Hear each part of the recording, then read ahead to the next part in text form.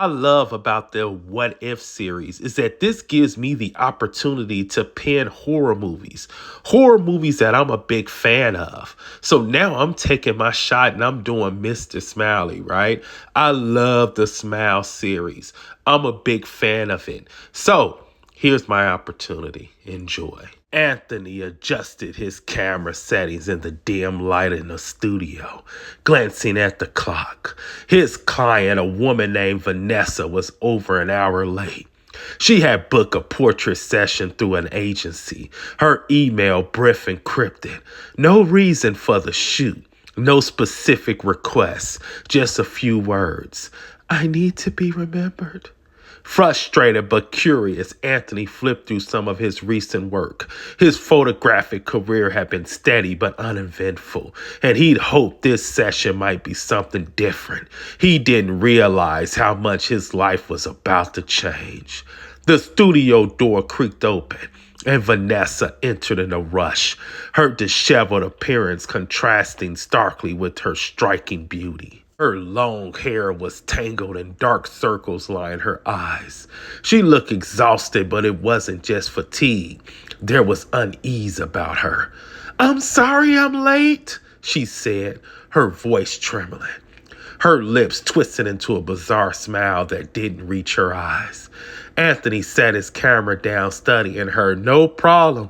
Are you okay? You look tired, ma'am. Vanessa laughed, a high, eerie sound that sent a chill down his spine. Tired? No, I'm not tired, just hunted.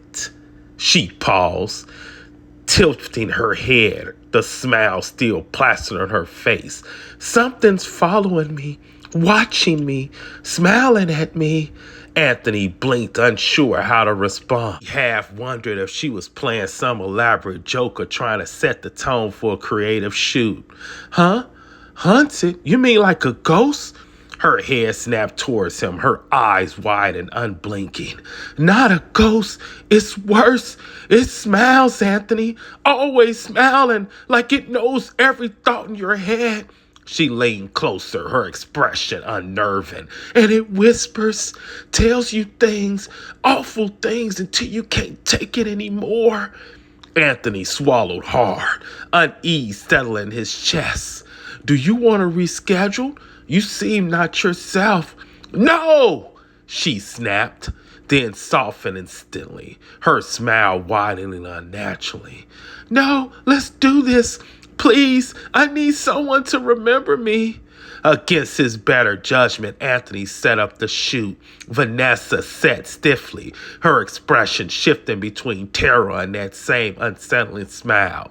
As he snapped photos, she murmured under her breath, phases he couldn't quite make out. At one point, she whispered loudly enough for him to catch it. It's here, watching us now. Vanessa.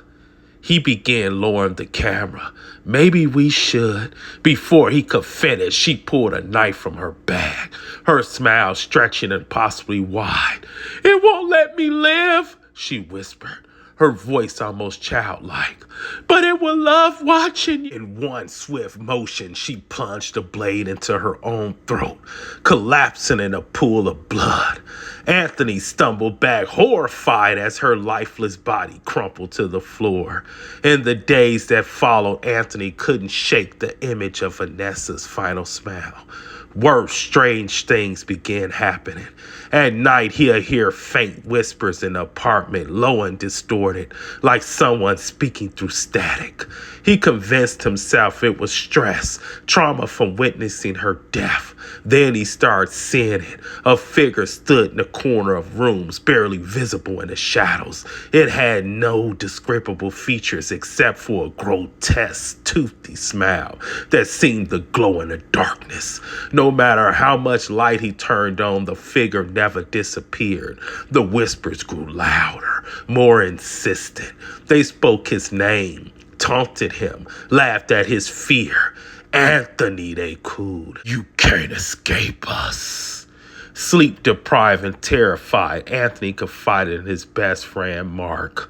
Mark, a skeptic by nature, chalked it up to PSD and offered to stay over for a few nights. Dude, you need some rest, Mark said as they sat in Anthony's living room. You saw something horrible. Your brain's playing tricks on you. Anthony wanted to believe him, but then the whisper started again. Do you hear that? Anthony asked, his voice trembling. Mark shook his head. Hear what? A low guttural laugh filled the room, and Anthony's breath hitched. Mark frowned, about to say something, but his face froze in shock. Anthony turned slowly and saw it. A smiling figure stood behind him, its grin wider than ever. This time, Mark saw it too. What the hell is that? Mark screamed, backing up. Anthony couldn't answer. The whispers drowned out everything else, flooding his mind with unbearable noise. The figure stepped closer, its smile stretching so wide it seemed to split its face in two. Make it stop! Please make it stop! Anthony shouted, clutching his head. Mark tried to grab him, but Anthony pulled away, stumbled towards the kitchen. He grabbed a knife in his hands, trembling. The whispers turned into a deafening roar, and a figure's smile seemed to consume the entire room. I can't take it, Anthony screamed. He turned to Mark, tears streaming down his face. It wants me to end it. No, Mark shouted, rushing forward. Don't listen to it. But it was too late. With one swift motion, Anthony plunged the knife into his chest.